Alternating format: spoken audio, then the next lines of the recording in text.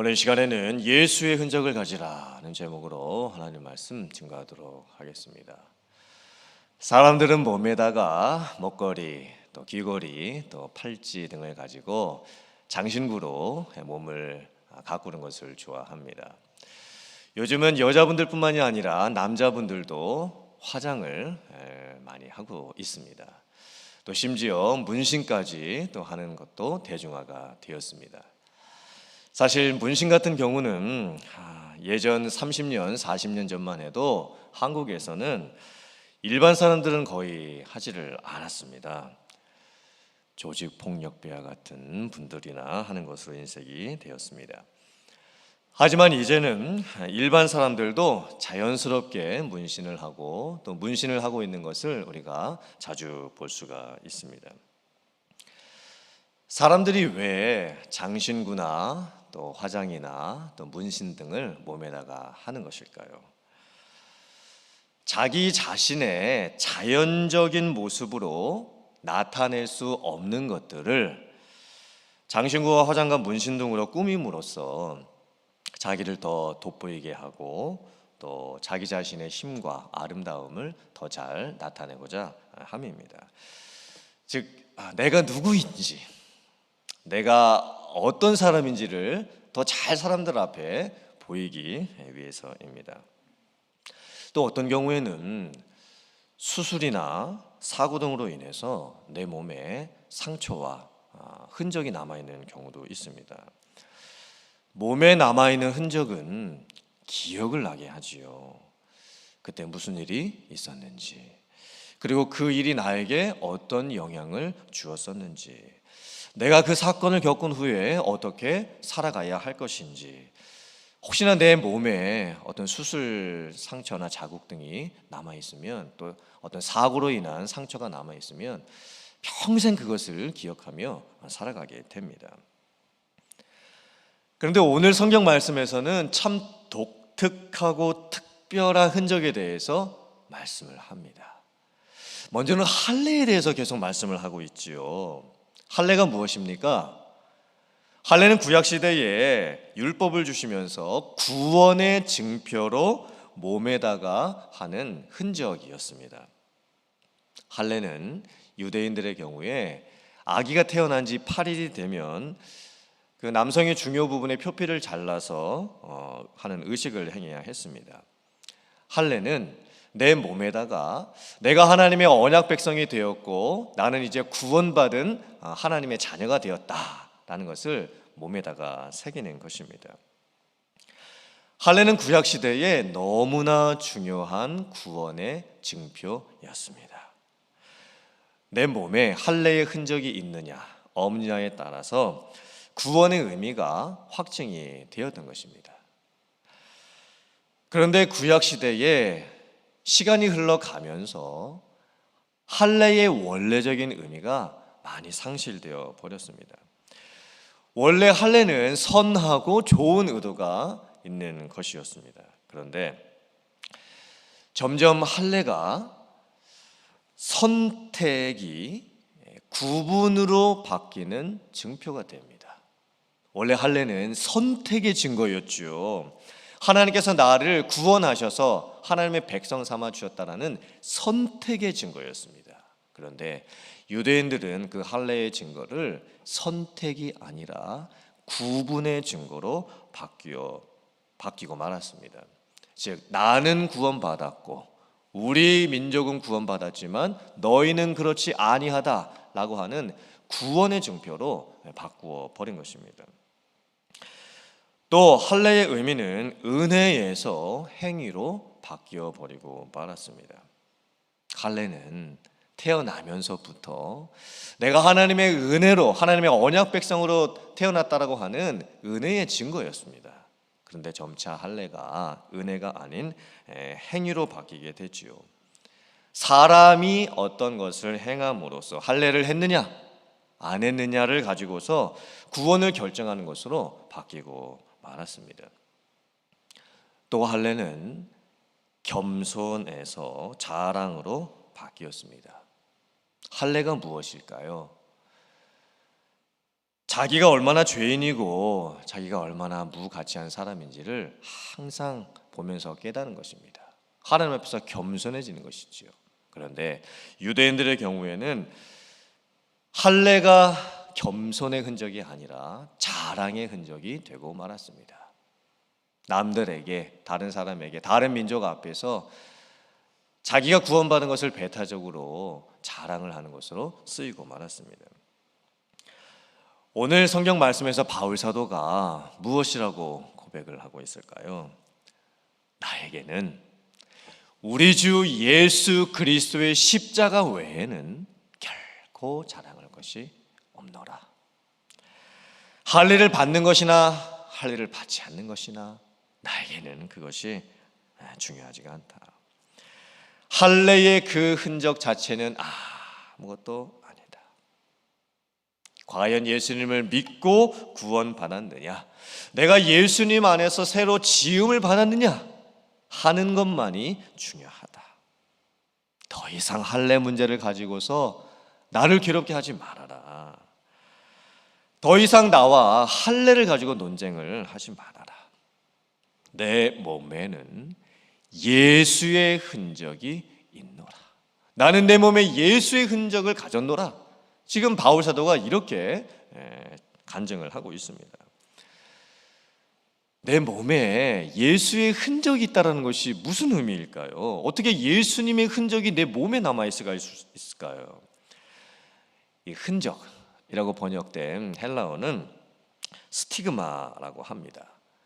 스티그마는 소유물에 인두로 지져 놓은 상처로 생기는 표시를 뜻합니다. 이제 소나 양이나 말이나 주인들이 그 가축에 대한 소유권을 증명하기 위해서 불로 시뻘겋게 달궈 놓은 쇠로 그 동물들의 엉덩이에다가 지지고 낙인을 찍어 놓습니다. 절대 지울 수 없는 흔적을 몸에다가 남기는 것이죠. 그것이 스티그마입니다. 심지어 스티그마는 사람의 몸에도 새겨지기도 했습니다. 죄수나 노예들의 경우에 그 몸에다가 스티그마, 이 흔적을 남겨놓았습니다. 동물이든 사람이든 이 스티그마가 자기 이 몸에 찍히게 되면 평생을 스티그마의 영향력 아래에서 살아가야 합니다. 내 몸에 만약에 노예, 또 죄수, 이 스티그마가 새겨지게 되면 죽을 때까지 노예로 살아야 합니다. 또 죽을 때까지 죄수의 그런 낙인을 가지고서 살아야만 합니다. 어떤 동물에게 스티그마가 한번 찍히면 평생 없어지지가 않습니다. 물론 팔려갈 수는 있겠지요. 하지만 팔려가더라도 이 원주인이, 이 동물의 원래 주인이 누구였었는지 금방 밝혀지게 됩니다. 그렇다면 예수님의 흔적은 무엇일까요? 예수님의 흔적을 실제로 우리의 몸에다가 새길 수는 없을 것입니다. 바울 사도가 고백하고 있는 예수님의 흔적은 바울 사도가 일평생 주님을 위해서 살았던 고생과 고난의 삶의 흔적을 말씀을 하는 것입니다. 고린도후서 11장 23절부터 27절까지의 말씀을 제가 봉독해 드립니다. 그들이 그리스도의 일꾼이냐? 정신없는 말을 하거니와 나는 더욱 그러하도다. 내가 수고를 넘치도록 하고 옥에 갇히기도 더 많이 하고 매도 수없이 맞고 여러 번 죽을 뻔하였으니 유대인들에게 40에서 하나 감한매를 5번 맞았으며 3번 태장으로 맞고 1번 돌로 맞고 3번 파손하고 일주야를 깊은 바다 위에서 지냈으며 여러 번 여행하면서 강의 위험과 강도의 위험과 동족의 위험과 이방인의 위험과 시내의 위험과 광야의 위험과 바다의 위험과 거짓 형제 중의 위험을 당하고 또 수고하고 애쓰며 여러 번 자지 못하고 줄이며 목마르고 여러 번 굶고 춥고 헐벗었도다. 바울 사도가 30대 후반에 부활하신 예수님을 만납니다. 그리고 이방인의 사도가 되지요. 그리고 제1차, 2차, 3차 선교 여행을 다닙니다. 그리고 그 선교 여행을 다니면서 참으로 많은 고생을 하고 참으로 많은 어려움을 당합니다. 어쩌면 바울 사도의 몸에 실제적인 상처가 남아 있을 수도 있습니다. 자지도 못하고 또 굶고 또 헐벗고 옷도 제대로 갖춰 입지 못하는 그런 상황이 너무나 많았기 때문에 아마 바울 사도의 몸에 실제적인 상처가 흔적이 남아 있을 수도 있습니다. 그런데 바울 사도가 지금 고백하고 있는 자기 자신의 몸에 새겨져 있는 이 스티그마는 무엇을 의미하는 것일까요? 그것은 삶의 흔적입니다. 삶에 고스란히 남아있는, 평생을 주님을 위해서 고생하고 희생하고 수고하고 섬겼던 그 흔적, 그 흔적이 자기의 삶에 있다고 고백을 하는 것입니다. 나와 주님 사이에서만 아는 그 고생, 다른 사람은 몰라도 주님께서 많은 기억하시고 아시는, 내가 주님을 위해서 했던 그 헌신과 수고, 내가 없는 중에서도 정말 정성껏 내 모든 물질을 아끼지 아니하고 하나님 앞에 드렸던 그 헌신, 사람들 앞에서 내가 어떤 사람인지를 자랑했던 것이 아니었고 오직 예수 그리스도의 십자가만을 자랑하면서 살았던 그 평생의 삶의 흔적, 그것을 지금 바울 사도가 고백을 하고 있는 것입니다. 바울 사도는 자기의 인생이 어떻게 바뀌었는지를 잘 알고 있습니다. 예수님을 믿기 전에는 그는 핍박자였고 회방자였고 포학자였습니다.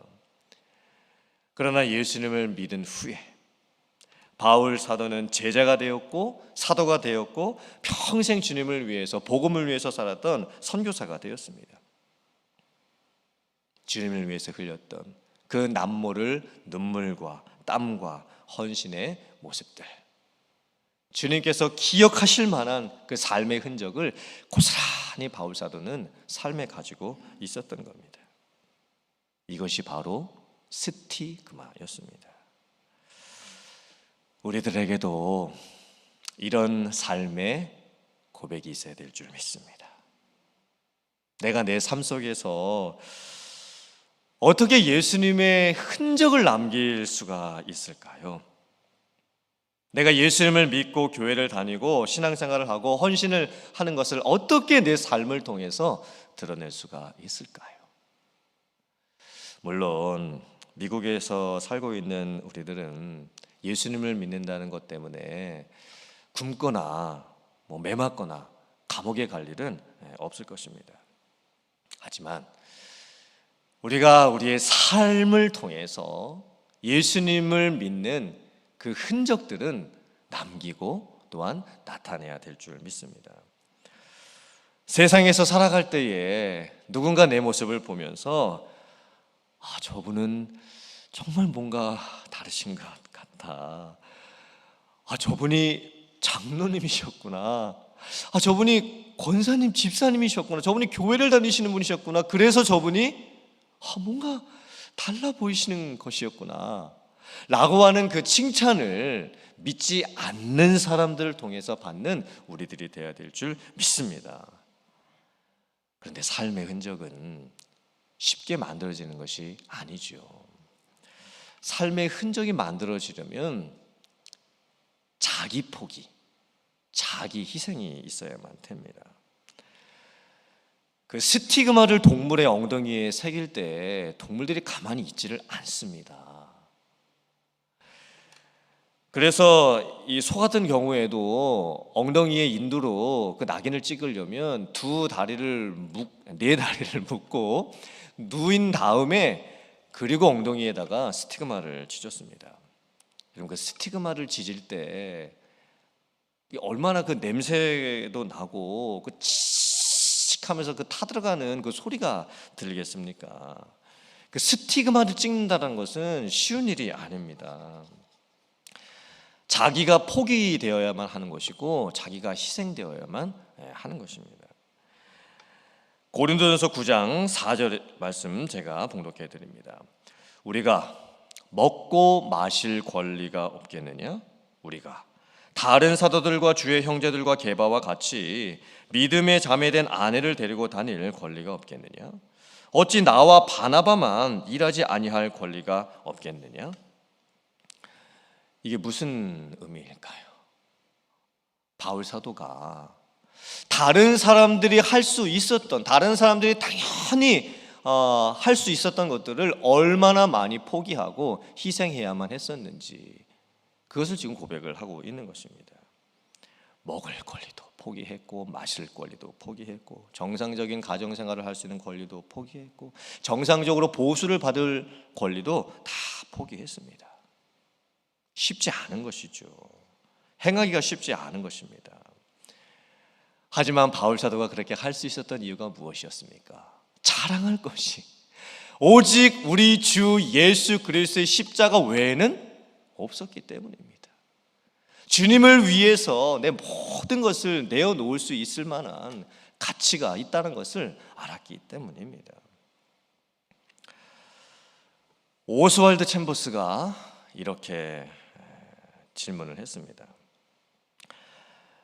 예수님을 위해서 오직 잘못된 것만 끊겠다고 한다면 주님에 대한 사랑을 할 만한 자격이 없다. 잘못된 것은 누구나 끊어 마땅하다. 그러나 예수 그리스도를 위해서 최고의 것마저 포기할 각오가 되어 있는가? 그리스도인이 가져야 할 유일한 권리는 자신의 권리를 포기할 권리이다. 사랑하는 성도님들, 오늘 저희들이 이 말씀을 보면서 우리들도 우리의 삶에 예수님의 흔적을 갖는 삶을 살 수 있기를 주님의 이름으로 축원합니다. 물론 이민생활 바쁩니다. 피곤합니다. 여러 가지 해야 될 것들도 참 많이 있습니다. 내가 누리고 싶은 것들도 많이 있습니다. 하지만 정말 내 몸에, 내 삶에 예수님의 흔적을 가지고 내 삶에 새겨진 이 스티그마가 얼마나 귀한 것인지를 다시 한번 깨닫고 십자가의 생생한 은혜와 감격이 여러분에게 고백될 수 있기를 주님의 이름으로 축원합니다. 그리고 내가 있는 그 자리에서, 그 자리가 가정이든 교회이든 세상이든 그 어느 곳이든 그 자리에서 섬김의 모습과 희생의 모습과 또 내 것을 내려놓고 나눌 수 있는 그런 헌신의 모습, 그런 삶을 살아갈 수 있는 여러분들 다 되실 수 있기를 주님의 이름으로 축원합니다. 아멘.